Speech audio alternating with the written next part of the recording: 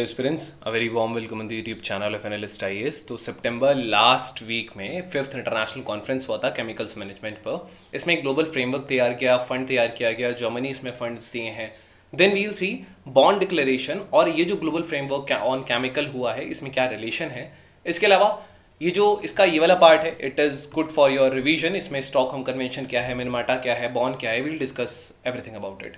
Then we'll be discussing our today's prelims and the main expected questions. So let's start by news. Recently, there was a international conference on chemicals management and it was the fifth session. It occurred in the Bonn, Germany. And इसमें एक नया global framework adopt किया गया है जो कि chemical और waste जो होते हैं उससे जो एनवायरमेंटल रिस्क एसोसिएटेड होते हैं उनको एड्रेस करने के लिए अडॉप्ट किया गया है. इसका एम है जो लीथल एग्रीकल्चर प्रेक्टिसाइड्स हम लोग यूज करते हैं इसको 2035 तक एलिमिनेट करने का.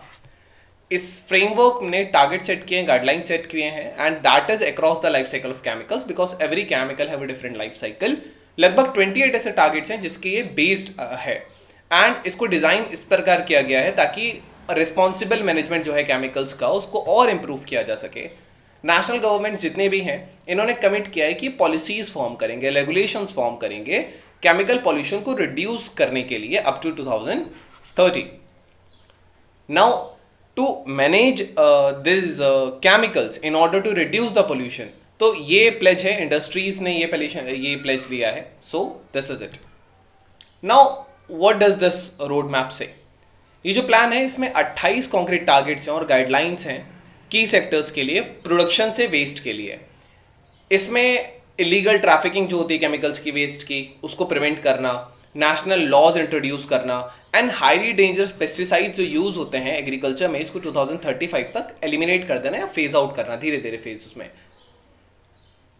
इसने एक ट्रांजिशन की भी बात की गई है एक ज्यादा सुटेबल केमिकल अल्टरनेटिव्स के लिए. रिस्पॉन्सिबल यूज हो केमिकल का इंडस्ट्री में, एग्रीकल्चर, हेल्थ केयर सेक्टर्स में, बेटर एक्सेस हो इंफॉर्मेशन का और जो उससे रिस्क एसोसिएटेड है अलग अलग केमिकल्स के थ्रू. इन एडिशन एक सिस्टम जो क्लासिफाई करेगा और लेबल करेगा केमिकल्स को, ये इंट्रोड्यूस किया जाएगा कुछ एक से ज़्यादा कंट्रीज में और एक फंड क्रिएट किया जाएगा ताकि सेफ यूज इन केमिकल्स का प्रमोट किया जा सके.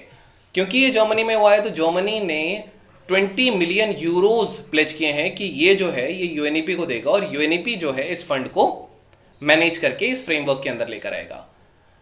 इन एडिशन जो ग्लोबल फ्रेमवर्क है इस कॉन्फ्रेंस ने बॉन्ड डिक्लेरेशन को भी अडॉप्ट किया. इसका जो फोकस है वो हार्मफुल केमिकल्स का जो एक्सपोजर है उसको प्रिवेंट करना है, मोस्ट हार्मफुल सब्सटेंसेस को फेज आउट करना है और नेसेसरी केमिकल्स जो है उनका सेफ मैनेजमेंट हो सके. मोरओवर ये एक फंड या डेडिकेटेड ट्रस्ट फंड होगा जो यूनाइटेड नेशंस एनवायरनमेंट प्रोग्राम इसको बेसिकली चलाएगा. ये फंड ओपन है कॉन्ट्रीब्यूशंस के लिए. इसमें governments, private sector, non government organisations and foundations इसमें कंट्रीब्यूट कर सकते हैं. इन एडिशन जर्मनी ऑलरेडी इसमें 20 मिलियन यूरोस दे चुका है.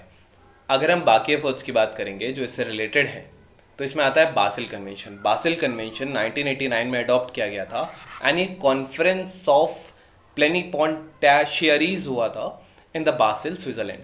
ये जो कन्वेंशन था, ये जो ट्रांसबाउंड्री मूवमेंट होता है केमिकल्स का या हैजार्डस वेस्ट का, उनके डिस्पोजल का, उसके कंट्रोल के लिए था. ये एक pioneer consent approval basically direct करता है.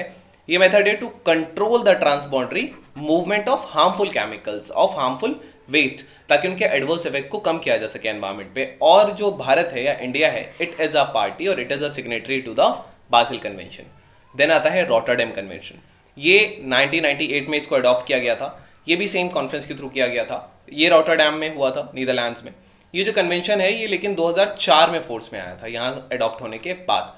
ये पेस्टिसाइड्स को कवर करता है या इंडस्ट्रियल केमिकल्स को कवर करता है जिनको बैन कर दिया गया है या सीवियरली रेस्ट्रिक्ट किया गया है हेल्थ या एनवायरमेंटल रीजंस की वजह से. 24 मई 2005 में इंडिया एक सिग्नेटरी बनाता है, पार्टी बनाता है रॉटरडैम कन्वेंशन के लिए. So remember these things. Basel was for transboundary movement and this covers the pesticides and industrial chemicals which are banned. Minamata convention जो है वो मरकरी पर है. ये ग्लोबल ट्रीटी है जो ह्यूमन हेल्थ को एंड एनवायरमेंट को जो मरकरी के एडवर्स इफेक्ट आते हैं उससे बचाती है.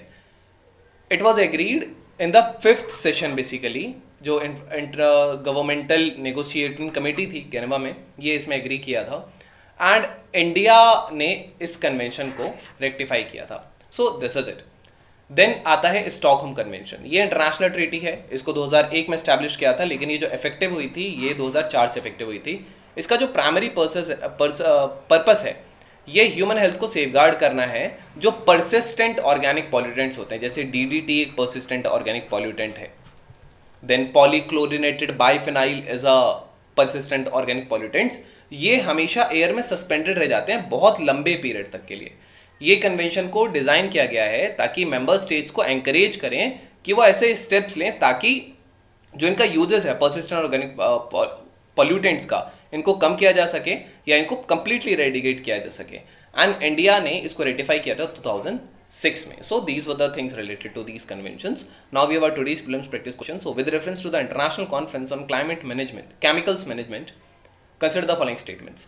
The ICCM is responsible for guiding and monitoring the strategic approach to international chemicals management process.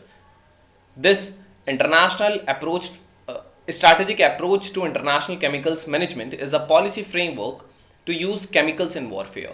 Which of the statements given above are correct? You can type the answer in the comment section. The relative if it's correct or not. Then we have our mains practice question. So, use of chemicals in agriculture is to benefit, is basically is beneficial to the farmer but not to the nature. In the context of deep ecology, comment on this. So, deep ecology का concept 2023 में इसमें भी पूछा गया था.